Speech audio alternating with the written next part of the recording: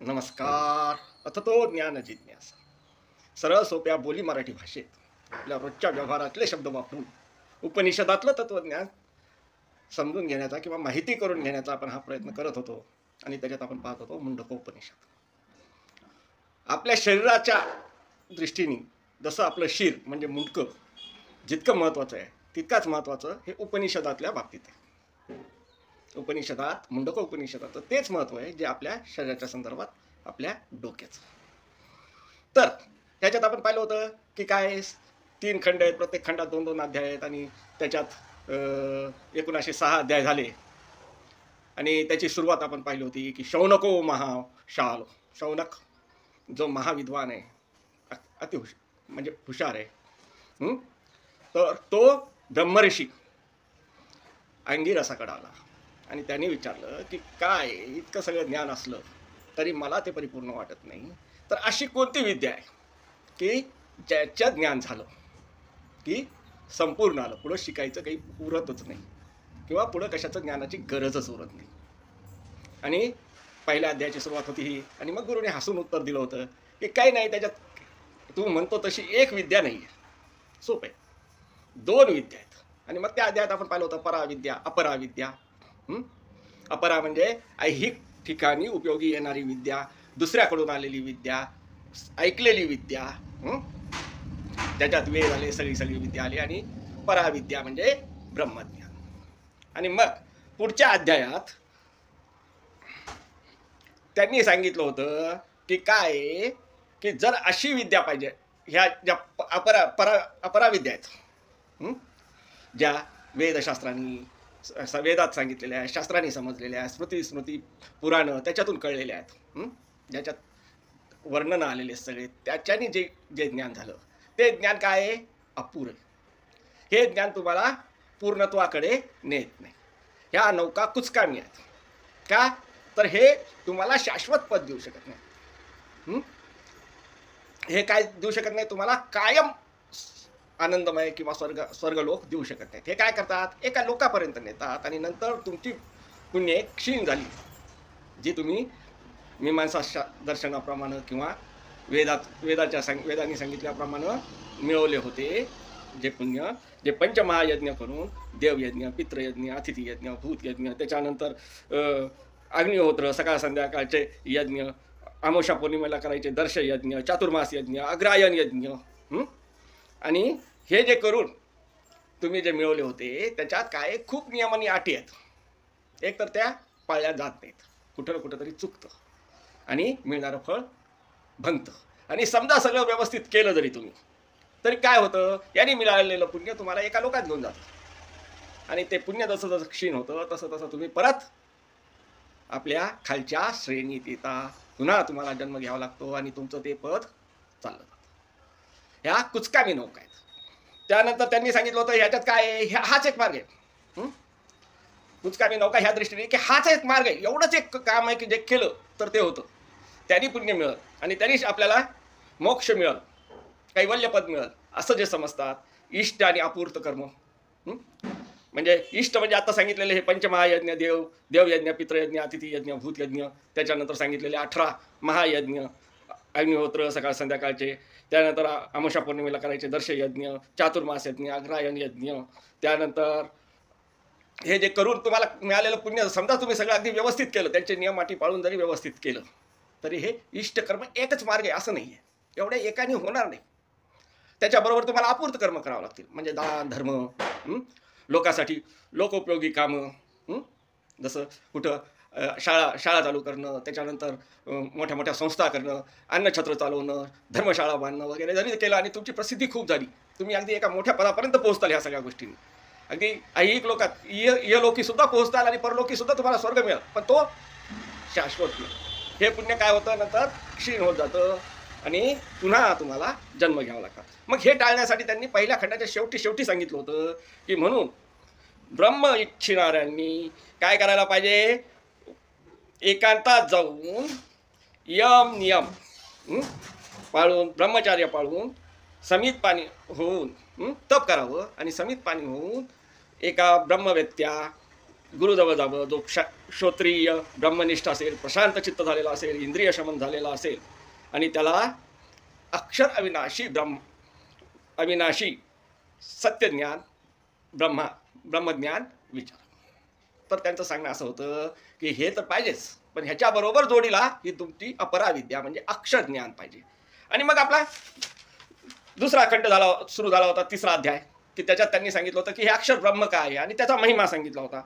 तर मग त्यांनी सांगितलं होतं खरं सांगायचं म्हणजे की सत्य असं आहे काय की ज्याप्रमाणे अग्नीतून सहस्त्र स्फुल्लिंग निघतात आणि ते स्फुल्लिंग त्या थिनग्या अग्निरूपच असतात, अग्नीचे जे गुण आहेत तेच त्याच्यात असतात, तसं त्या ब्रह्मापासून, त्या अक्षर ब्रह्मापासून हे सगळी निर्मिती होती. आणि मग आपण इथं दोन शब्द समजून घेतले होते, अक्षर आणि ब्रह्म. जे लयाला जात नाही ते अक्षर, आणि ब्रह्म म्हणजे जे पसरत जातं. आणि आपण समजून घेतलं होतं की याच्यात तीन भाग येतात. एक म्हणजे आत्मा, लयाला जात नाही, त्यानंतर प्रकृती आणि परमेश्वर किंवा परमात्मा म्हणून. आणि मग पुढे त्यांनी वर्णन करून सांगितलं होतं की ही जे तुम्ही या तिन्ही अक्षरात कोणता आहे, परमेश्वर किंवा परमात्मा हा पर आहे. आणि त्याच्यात मग त्यांनी सांगितलं होतं अक्षरात परमपरा, अक्षरात सर्वोच्च स्थानी कोणतं आहे, ब्रह्म आहे. जे ब्रह्म सगळीकडे. मग त्याचं महत्त्व सांगितलं होतं की मग ते त्याचं पुरुषसूक्ताप्रमाणे वर्णन करून सांगितलं होतं की अग्निशीर आहे, चंद्रसूर्य नेत्र आहे, दिशा कान आहे, त्याची वेद ही त्याची वाणी आहे स्पष्ट झालेली, वायुश्वास आहे, हृदय हे सगळं विश्व आहे, ही पृथ्वी जरी समजली किंवा धरा तर त्याचे पाय आहेत. असा सर्व भूताचा तो अंतरात्मा आहे आणि सगळ्या सजीवाच्या आत तो राहतो. हे ब्रह्म सगळीकडे पसरलेलं आहे, सर्व व्यापक आहे, तरी तो आत राहतो. आणि मग त्यांनी सांगितलं होतं की काय की हे आपले सात प्राण, सात समिधा, सात ऊर्जा, सात होम, सात लोक, हे सगळं सगळं सगळं सात छिद्राच्या आत आहे. आता हे सात छिद्र म्हणजे आपण परत समजून घेतलं होतं की सात छिद्र कोणते शरीराचे, तसे तर शरीराचे 9 द्वार आहेत, पण सात महत्वाचे म्हणून इथं अंगिरस ऋषी सांगतात 2 डोळे, 2 कान, 2 नाकाचे भोकं आणि 1 तोंड, अशा 7 ज्या गुहा आहेत त्या गुहाच्या आत राहतो. आणि तो गुहाचर आहे. गुहाचर आहे म्हणजे सापडायला अवघड आहे, तो बाहेर आहे, सगळं व्यापून आहे, आणि तोच आतही आहे, अंतरात्माही आहे. हे विश्व त्याच्या आत आहे आणि तो विश्वाच्या प्रत्येक गोष्टीच्या आत आहे. सात जे जे सजीव आहेत त्याच्यामध्ये तो आहे परमेश्वर. आणि मग असं जर ज्यांनी जाणलं त्यांनी, हा शेवटचा श्लोक होता की त्याच्या काय होतील, सर्व अविद्या ग्रंथी तुटतील, संशय शंका अज्ञान नष्ट होईल, आणि ते कर्म तप हे त्याचेच अवयव हे ज्याला समजल त्याचे काय होईल, भावना धारणा स्थिर होईल. इथं आपण पाहिलं होतं. आणि दुसऱ्या अध्यायात्मक स्वयंचरित ते इथं त्यांनी काय सांगितलं होतं आपल्याला, उपनिषदाचे जे विषय असतात त्यात काय असतं, पहिल्यांदी जीव जगत आणि जगदीश्वराचं नातं त्यांनी इथोर समजून सांगितलं होतं. आणि आता त्या जगदीश्वराविषयी, त्या परम ब्रह्माविषयी ते सांगतात की ते स्वयंप्रकाशित आहे, ते गुहाचर आहे, सगळे डोळे झाकणारे, उघडणारे, श्वास घेणारे म्हणजे सजीव त्याचेच अपेक्षा करतात, त्यालाच प्राप्त करण्याचा प्रयत्न करतात. आणि मग ते तळमळीने सांगतात की हे लाडक्या तोच जाणण्यालायक आहे, तो अणुपेक्षाही लहान आहे, पण हे सगळे लोक, सगळं ब्रह्मांड जितकं म्हणजे आहे ज्ञानाच्या पलीकडे आहे, तिथोर त्यांनीच व्यापलेलं आहे. आणि मग आता साधनेकडे वळतात. जीव जगत जगदीश्वर त्यांच्या संबंधाविषयी सांगितल्यानंतर त्या जगदीश्वराच्या, त्या परब्रह्माच्या प्राप्तीसाठी, ज्ञानासाठी म्हणजे ब्रह्मज्ञानासाठी काय करावं लागेल, तर त्यांनी ते उदाहरण देऊन सांगितलं होतं, जे आपण मागच्या व्हिडिओमध्ये पाहिलं होतं की काय करायचं. उपनिषद धनुष्य करायचं, आणि ते जे परब्रह्म परमेश्वर आहे, ईश्वर आपण म्हणतो, आपल्याला आपल्या भाषेत समजून घ्यायचं, तो साधण्यासाठी, त्या परब्रह्माशी एक होण्यासाठी तुम्ही त्याची ओळख समजा. काय, ओम, प्रणव ओम, हे त्याचं ध्यान समजा, ही त्याची मूर्ती समजा, ही त्याची खून आहे समजा. आणि मग तुम्ही काय करा, उपनिषदातल्या तत्वज्ञानाचा धनुष्य करा, बाण हा आत्मा करा, आणि लक्ष ब्रह्म ठेवा, आणि एकाग्र मनाने ईश्वर परिनिधानाची भावभक्तीची प्रत्यंच्या दोरी खेचून एक लक्ष करून त्या परब्रह्माशी वेद करा. आता बाण आत्मा आहे, तो आत्मा काय होईल, परमात्म्याशी, परब्रह्माशी जोडला जाईल, आणि तो तुम्हाला त्यावेळेस तुम्हाला ब्रह्मज्ञान होईल. आणि हे ब्रह्मज्ञान आणि ते पहिल्याचं ज्ञान असलं तर तुम्हाला पुढच्या कुठल्या शंका उरणार नाही. सर्व तुम्हाला आलं. आता सर्व आलं हे गुरु इथं सांगतात म्हणजे काय आहे?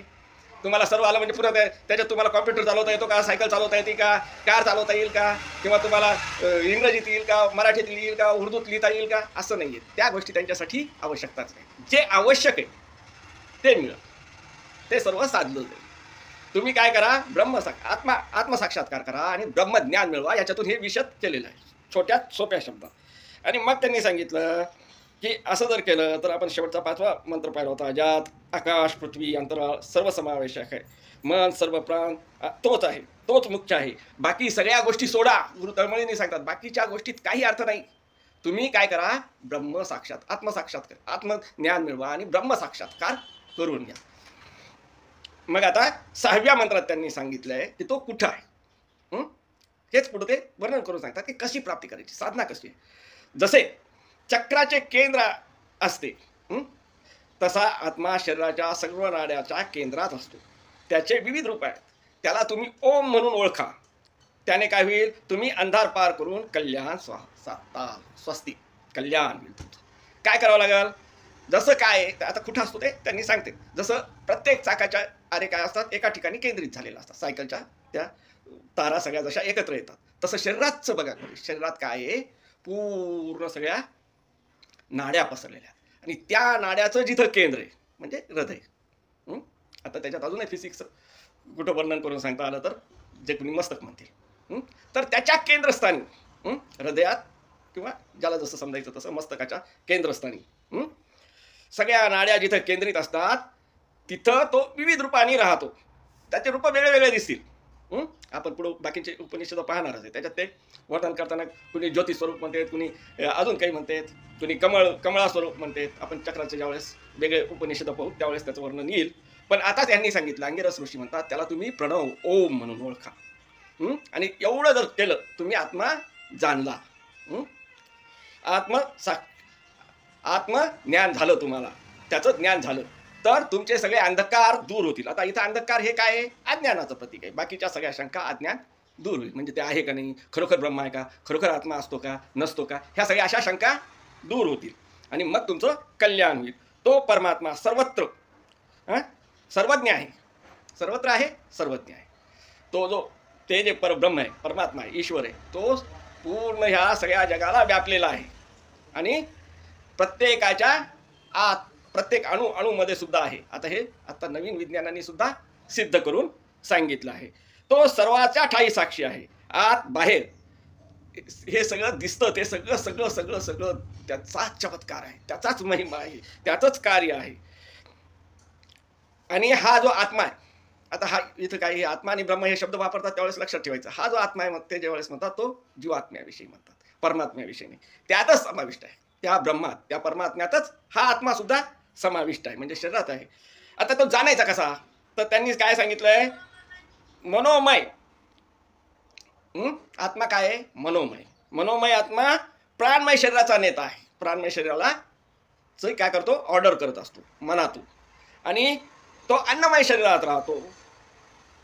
आणि अन्नमय शरीरात कुठे राहतो, हृदयात. मग त्याला कसं पाहता येतं, विज्ञानमय कोशाद्वारे विज्ञानमय होऊन त्याला पाहता येतं. इथं कोश हा शब्दच कुठं आला नाही, पण हे सगळं त्या पंचकोशाचं वर्णन आहे. हे जे शरीर आहे हे कशावर पोचतं, अन्नावर, म्हणून हा अन्नमय कोश. त्याच्यानंतर मग ह्या शरीराला कोण चालवतं किंवा कोण नेतं, कोण त्याचे निर्णय कोण करतो, मनोमय. तर तो एक कोश. कोश म्हणजे कवर, डब्यात डबा डब्यात डबा डब्यात डबा, तसं हे सूक्ष्म सूक्ष्म होत जाते ज्ञान. मनाच्या ज्ञानाने काय होईल, प्राणमय शरीराचा नेता अन्नमय शरीरात राहतो आणि त्याच्या हृदयात राहतो. आणि विज्ञानमय कोशात म्हणजे 7व्या कोशात तुम्ही ज्यावेळेस प्रगती होईल तुमची आणि तिथं तुमचं मन एकाग्र होईल. लक्षात ठेवायचं, योग दर्शनाच्या अंगाने जातं. आणि पहिल्यांदा त्यांनी सांगितलं होतं की कोणते नियम पाळून तुम्ही एकांतात जा आणि काय करा, तपाला बसा, तुमचं धनुष्य तेज, तुमचा बाण तेज करा. कोणते यम तर अहिंसा, सत्य, अस्तेय, अपरिग्रह, ब्रह्मचार्य. हे यम म्हणजे हे पाहिजेच.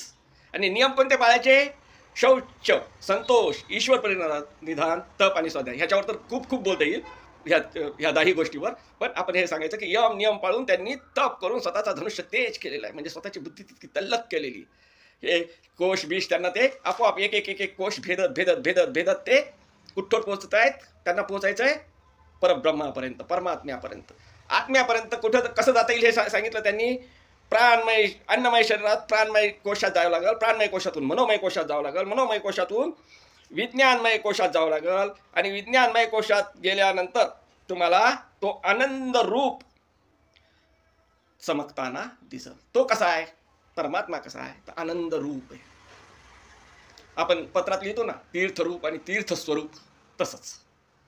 तीर्थस्वरूप म्हणजे बाकीचे काका मामा दादा सगळे तीर्थस्वरूप, आणि तीर्थरूप बाप. तसं तो सगळ्याचा बाप आनंदमय आनंदरूप आहे. आणि मग हा आत्मा त्याला जाऊन मिळाला, हे बाण तिथं भेदला गेला आणि तुम्हाला तेच मिळालं, तर तुमची अवस्था कशी होईल? आनंद स्वरूप होईल. तुम्ही आनंदमय होऊन जाता. आनंद हीच त्याची काय आहे? परब्रह्म परमात्म्याची पक्की ओळख आहे. आणि ह्या परमात्म्याच्या दर्शनाने, 8वा मंत्र येतोय, ह्या परमात्म्याच्या दर्शनाने पर आवर सर्वोच्च अक्षर पुरुष आत्मा प्रकृतीच्या ज्ञानाने हृदयाच्या, तेच आपलं आलं, हृदयाच्या ग्रंथी मोकळ्या होतील. म्हणजे भाव भावना मोह माया हे सगळे शंका कुशंका सगळे नष्ट होतील. अविद्येचा क्षय होतो आणि त्याचे सर्व संशय दूर होतील. सर्व प्रश्नाचे उत्तरं मिळतील. सर्व ज्ञान साधले जाईल आणि त्यांचे काय होतील? मागचे सगळे कर्म वेगाने क्षीण होतील. ह्या परमात्म्याच्या दर्शनाने. आणि परत सांगितलं ह्या परमात्मा म्हणजे कोणता? पर आणि आवर, सर्वोच्च. आपण इथं पाहिलं होतं अक्षरात अक्षरात सर्वोच्च असलेला तो परमात्मा आत्म्याचं आत्मसाक्षात्कार झाला आणि ब्रह्मज्ञान झालं, म्हणजे आनंद स्वरूप होऊन जाईल. आणि मग तुमचे सगळे मोहमाया नष्ट होतील, हृदयाच्या ग्रंथी मोकळ्या होतील, आणि सर्व ज्ञान तुम्हाला प्राप्त होईल. कुठवर? हे यम नियम पाळून. यम नियम करते अहिंसा, सत्य असते, अपरिग्रह आणि ब्रह्मचार्य. त्यानंतर नियम कोणते? शौच, संतोष, ईश्वर परिनिधान, तप, स्वाध्याय. आणि मग गुरुची भेट घ्यायची. आणि गुरुनी सांगितलेल्याप्रमाणे आत्म्याचा काय करायचा? बाण करायचा. उपनिषदातलं तत्वज्ञान धनुष्य करायचं. तपानी ते ओंकार हे लक्ष ठेवायचं. तपानी ते तेज करायचं. आणि मग त्याच्यानंतर आत्मा परमात्म्याशी एकाग्रचित्त होऊन हे सगळं आलं त्याच्यात. आपले योगशास्त्राप्रमाणे कोणते? यम नियम आसन ध्यान. त्याच्यानंतर ईश्वर परिनिधान, यम नियम आसन प्राणायाम, ईश्वर आपलं प्रत्याहार, म्हणजे इंद्रिय सगळे दमन करून कंट्रोल करून मग ध्यान धारणा. आणि आता हे समाधीचं वर्णन करत की ही स्थिती प्राप्त झाली तर मग तुम्हाला सर्व ज्ञान प्राप्त झालं. आता हे सर्व ज्ञान कोणतं आहे? भौतिक ज्ञान नाही. पैसे कसे कमवायचे ते ज्ञान नाही. भूगोलात कुठला खड्ड कुठे ते असं विचारलं तरी ते ज्ञान नाही, कारण ते आवश्यकच नाही. जे तुम्हाला आनंद स्वरूप ठेवण्यासाठी, आनंदमय ठेवण्यासाठी पाहिजे ते सर्व ज्ञान तुम्हाला प्राप्त होतं. तुमची अविद्या सगळी नष्ट होती आणि तुमचे कर्म वेगाने क्षीण होऊ लागतात. हे कधी झालं? जीवात जीव असताना. ही समाधी अवस्था, कैवल्य अवस्था कुठं प्राप्त झाली? जीवात जीव असताना. आपण पाहतो ना, आपण पुष्कळ सगळे अवलियाचे मठ पाहतो आजूबाजूला. अगदी साईबाबापासून ते गजानन महाराजापासून ते आत्तापर्यंत खूप प्रत्येक गावात एक एक एक एक एक असा जीवनमुक्त काय झालेला आहे? संन्यासी झाला आहे. तो ह्याच मार्गाने हे धनुष्य ही प्रत्यंच्या धरून आणि त्यांचे कर्मबंधनं शिथिल होतात. आणि पुढं तर जर ते समजा जे आयुष्य उरलं तर ते त्यांना कर्म बाधत नाही, कर्माचे फळं लागत नाहीत. आणि मग इथं पुढं सांगितलं आहे की सुवर्ण कोशात ते ब्रह्म लपलेले आहे. हा सर्व संसार हिरण्यमय पात्राने संबोधित केलेला आहे. हा सर्व संसार हिरण्यमय पात्रात आहे. सत्य त्या पलीकडे आहे. सोन्याप्रमाणे ह्या संसाराच्या विरुद्ध बाजूस आहे असं त्यांनी सांगितलं आहे. हे सगळं सत्य आपलं ईशावासी उपनिषद आठवून बघा. सुवर्णपात्र सत्यस्यापि हितो मुखम, की हे सगळं सत्य सुवर्णपात्राच्या पलीकडे आहे आणि तिथं झाकलेलं आहे. तुम्ही ही सगळी संसाराची मोहमाया जे आकर्षित करतात सोन्याप्रमाणे, ते सगळं बाजूला सारा, त्याचं दर्शन, परमात्म्याचं दर्शन तुम्हाला होईल. आणि मग ते म्हणतात, हे ज्याने जाणले तो जाणतो की चंद्र सूर्य तिथं काही प्रकाशत नाहीत. म्हणजे आपल्या प्रश्नोपनिषदासारखं की चंद्र सूर्य कुठल्या त्याचीच शक्ती चंद्र सूर्यात येते, त्याच्या शक्तीने सगळं होतात. कानाचा कान आहे, मनाचा मन आहे, वाणीची वाणी आहे. आपण ते प्रश्नोपनिषदात पाहिलं होतं, त्याच्याप्रमाणे ती स्थिती होती आणि तुम्ही जीवनमुक्त होताल. ह्या सर्व पूर्ण ज्ञानाने परिपूर्ण होताल. हे उत्तर कुठलं आलं याचं पहिल्या प्रश्नाचं, की कोणत्या विद्या आल्याने आत्मसाक्षात्कार आणि ब्रह्मज्ञान झाल्यावर. तर इथं आपला दुसरा खंड संपतोय. धन्यवाद. आता पुढं गुरु काय बोलतात ते आपण पुढच्या व्हिडिओमध्ये पाहू. नमस्कार.